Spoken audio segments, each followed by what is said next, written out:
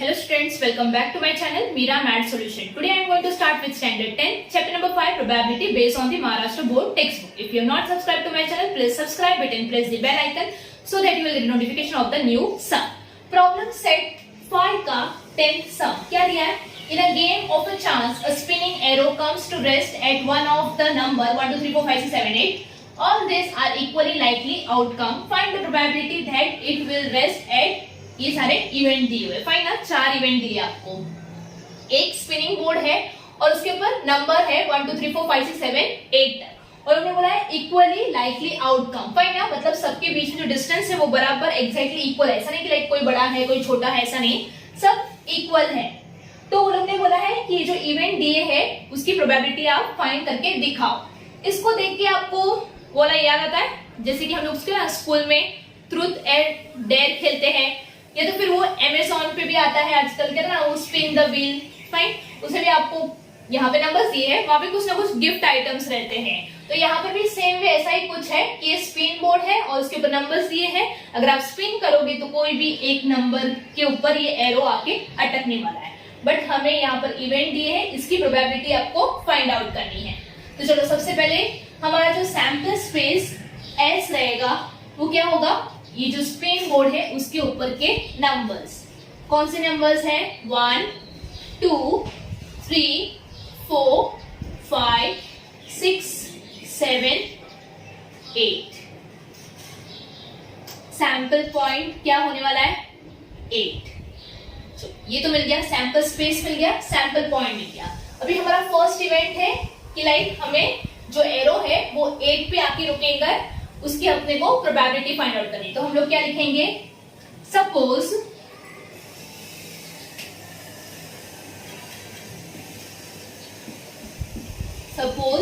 A is the event that the arrow comes on rest at 8 fine, मतलब 8 के ऊपर आके वो जो एरो है वो रुकेगा। तो आपका A क्या होने वाला है,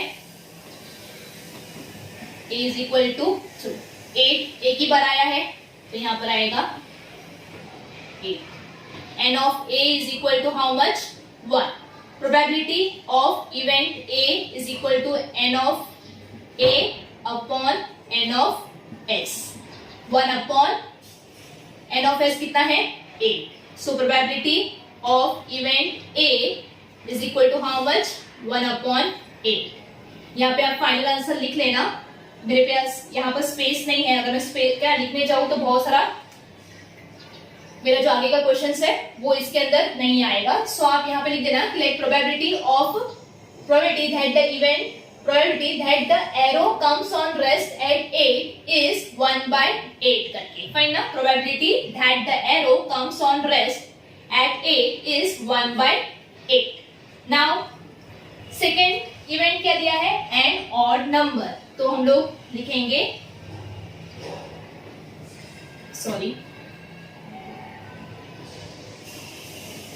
Suppose B is the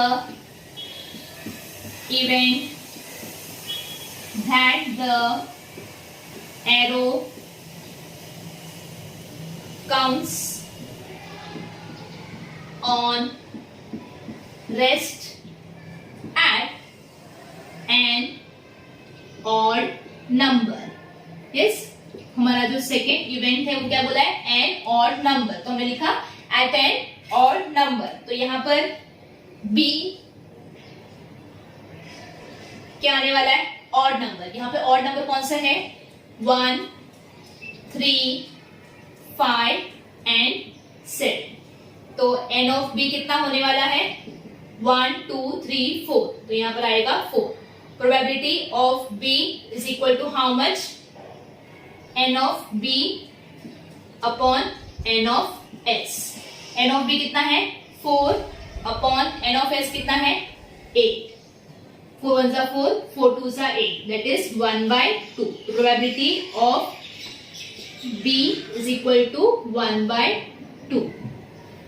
यहाँ पर आंसर आप लिखोगे probability that the arrow comes on rest at an odd number is 1/2.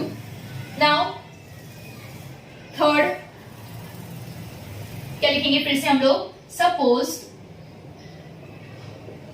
C is the event that the arrow comes on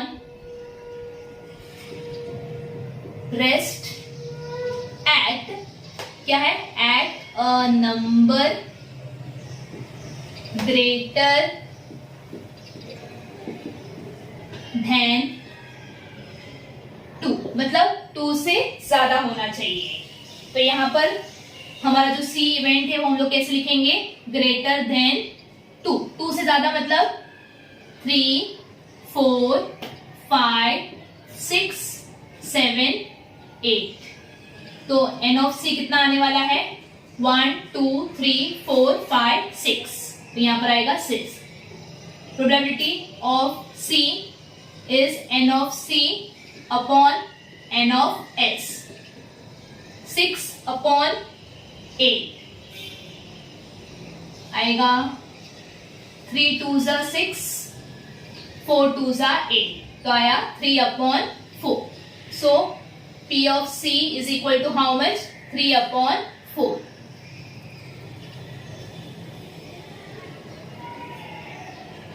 Now हमारा जो फोर्थ वाला इवेंट है तो उसके लिए हम लोग लिखेंगे, suppose D is the event that the arrow comes on rest at, देखो ये आगे का स्टार्टिंग का तो सेम का सेम ही लिखना है, सिर्फ A B C D यही चेंज करना है, फाइन। एट व्हाट, क्या है fourth event, at a number less than 9, मतलब 9 से कम होना चाहिए। तो उसके लिए हम लोग कैसे लिखेंगे, D इज इक्वल टू क्या लिखेंगे, लेस देन 9, मतलब ये सारे आने वाले हैं 1 2 3 4 5 6 7 8। तो ND कितना होने वाला है, 8। Probability of event D is equal to N of D upon N of S। N of D कितना है, 8 अपॉन ये भी 8 ही है, कैंसिल 1, यहाँ मिलेगा अपने को 1।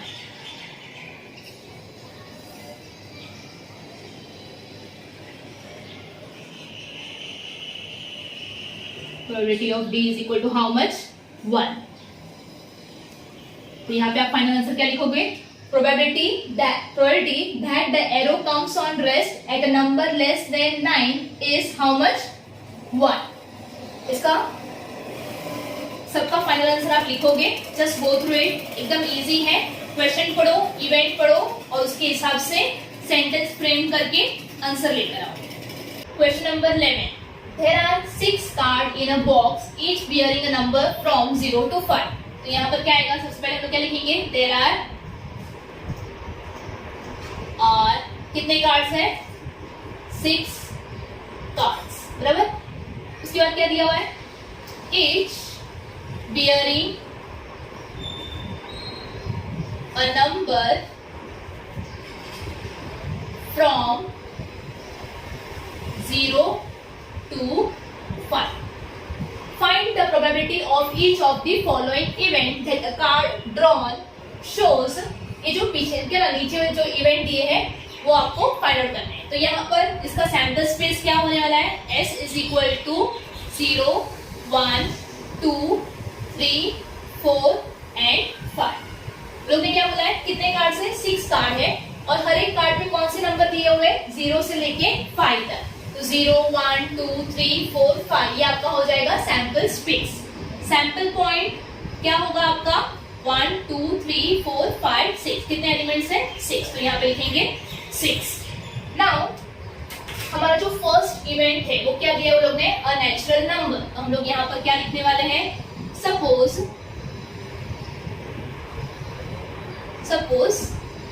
A is an event,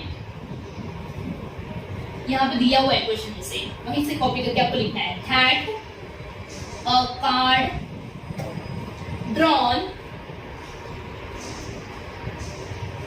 shows, हमारा फर्स्ट इवेंट क्या है, shows a natural number।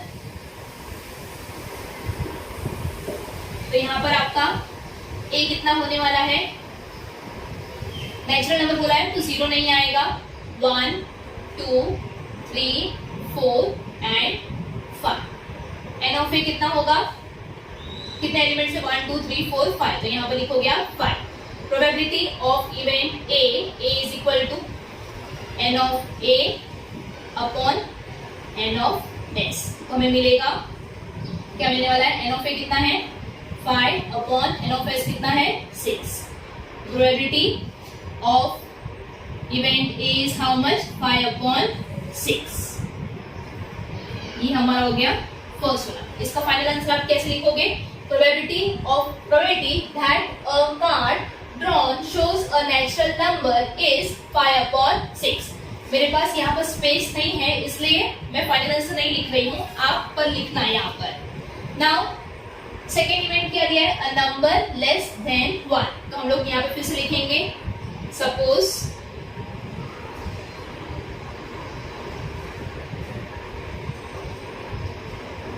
B is an event that a card, देखो पूरा यहाँ से पूरा यहाँ तक लिखना ही है, फाइन ना, कॉपी करके ही लिखना है, drawn shows, उसके बाद क्या लिखोगे, shows a number less than 1, shows a number less than 1, मतलब 1 से कम होना चाहिए। तो यहाँ पर इवेंट बी कैसे लिखने वाले हो, 1 से कम तो कौन सा है, एक ही नंबर है 0, तो एन ऑफ बी कितना होने वाला है 1, कितने एलिमेंट है 1, तो यहाँ पे लिखोगे आप 1। Probability of B is equal to N of B upon N of S, तो यहाँ पर आएगा 1 upon 6। Probability of event B is how much, 1/6। इसका आंसर कैसे लिखोगे, probability that a card drawn shows a number less than 1 is 1/6। Now हमारा third, suppose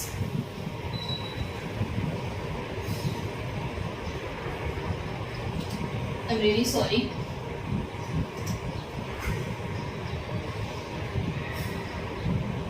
suppose C, B हो गया, अभी हमारा आएगा C. C is an event that a card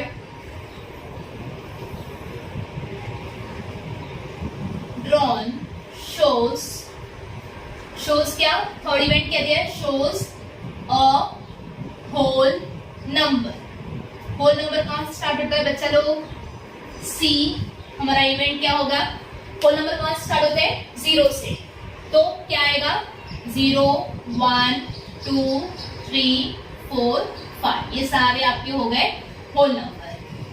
तो एन ऑफ सी कितना होने वाला है, टोटल आएंगे 6। Probability of event C is equal to NC upon NS।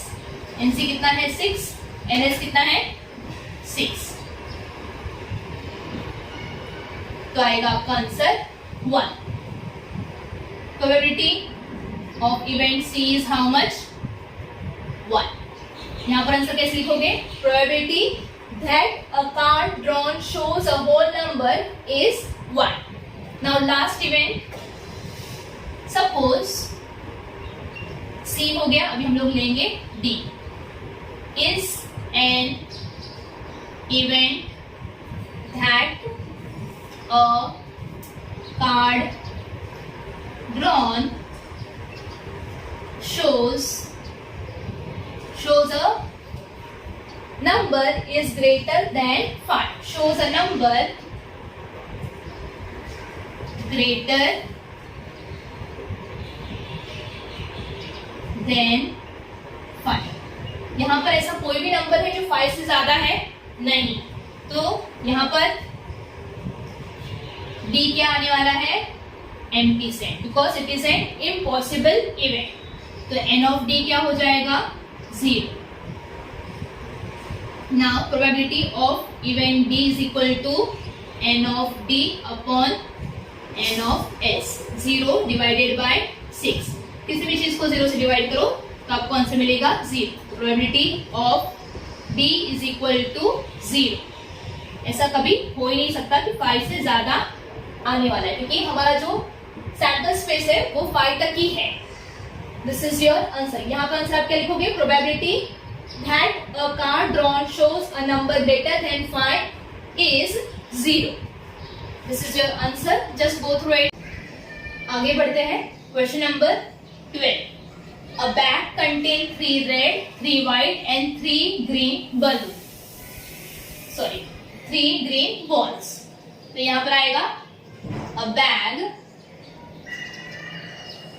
Contains, मतलब एक बैग में क्या है? 3 रेड बॉल्स है. फाइन. तो यहां पर कैसे लिखेंगे?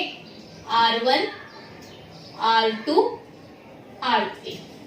उसके बाद 3 व्हाइट बॉल्स है, तो इसके लिए हम लोग लिखेंगे W1, W2, W3. और लास्ट में दिया है 3 ग्रीन बॉल्स. उसके लिए आएगा G1, G2 and G3. Now क्या बोला है? 1 ball is taken out of the bag at random. मतलब उस बैग में से कोई भी एक बॉल हम लोग पिकअप करने वाले हैं. What is the probability that the ball drawn is red?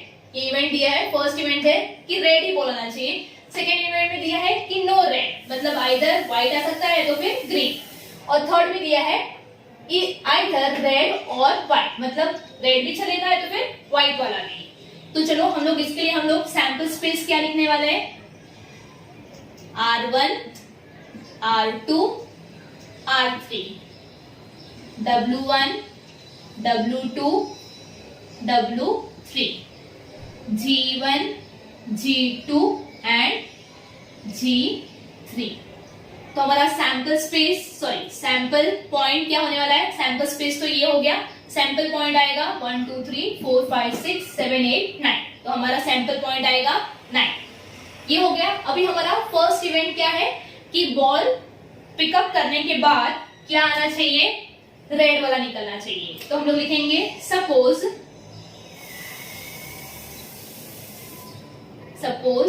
A is the event that the ball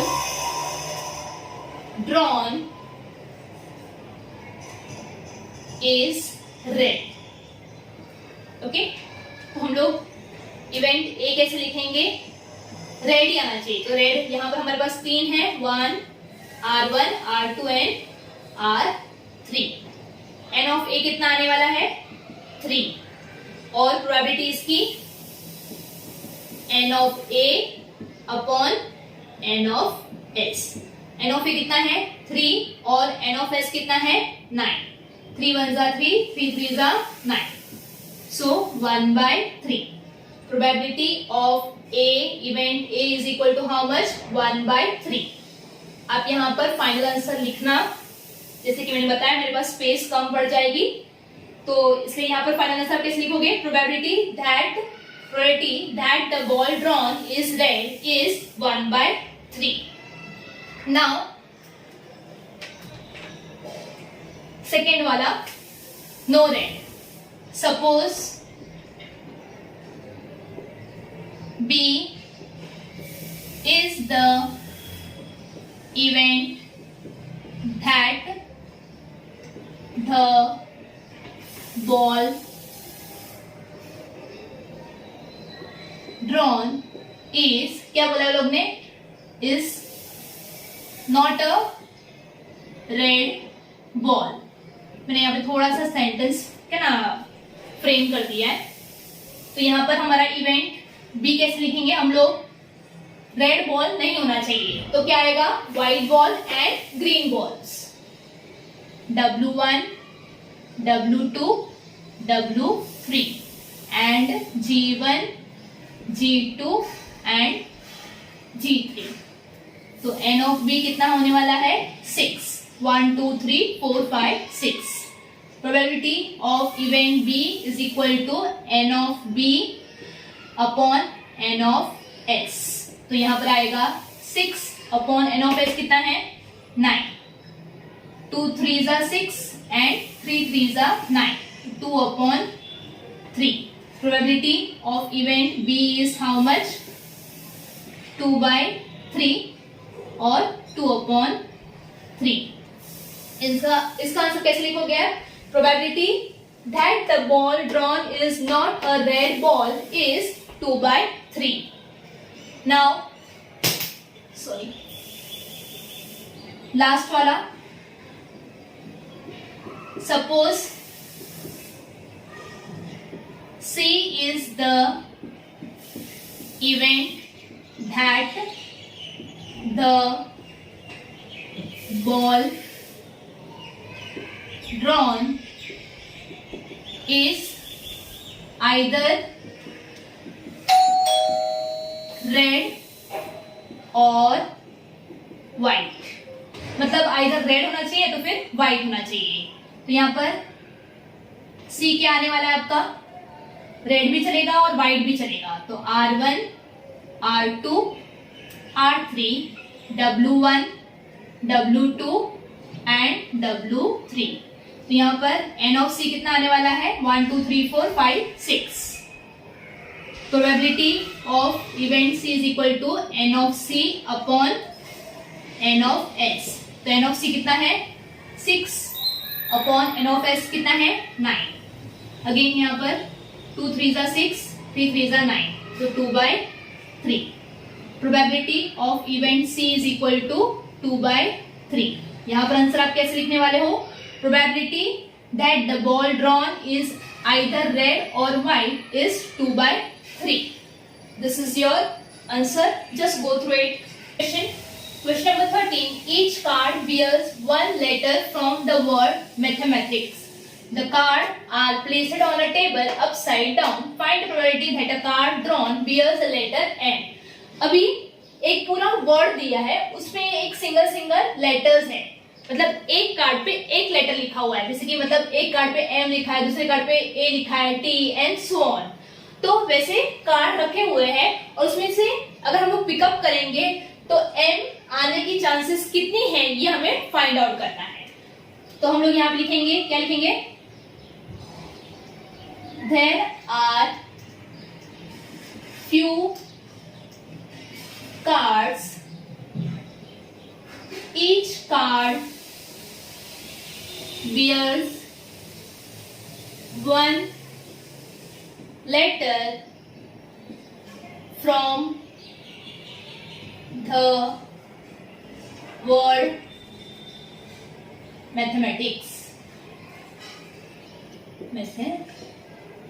मतलब हर एक कार्ड पे एक लेटर लिखा हुआ है. तो हमारा सैंपल स्पेस क्या होगा, S विल बी एक एक letter, M, A, T, H, E, M, A, T, I, C and S. तो हमारा सैंपल पॉइंट क्या होने वाला है, काउंट करो कितने एलिमेंट्स है, 1 2 3 4 5 6 7 8 9 10 11. तो यहाँ पर अपना सेंट्रल पॉइंट आएगा 11। अब हमें क्या फाइंड आउट करना है, find the probability that the card drawn bears the letter N. तो हम लोग यहां पर लिखेंगे suppose A is the event that a card drawn is a letter M, या तो फिर bears the letter M। तो यहां पर आएगा, अच्छा ऐसे bears के ना, चलो हम लोग जैसा क्वेश्चन में दिया है वैसा ही लिखते हैं। drawn bears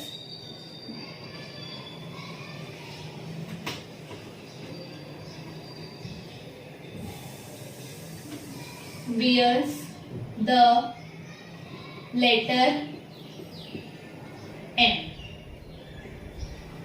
तो यहां पर क्या आने वाला है, हमारा इवेंट A विल बी, देखो M कितनी बार रिपीट हुआ है, M, और यहां पर भी M, मतलब 2 टाइम रिपीट हुआ है। तो N ऑफ A क्या आएगा 2, और इसका probability N of A, sorry P of A will be N of A upon N of S। सो यहां पर कितना है 2, N ऑफ A 2 है और N ऑफ S कितना है 11। सो P of A will be how much 2/11। इसका फाइनल आंसर आप कैसे लिखने वाले हो, प्रोबेबिलिटी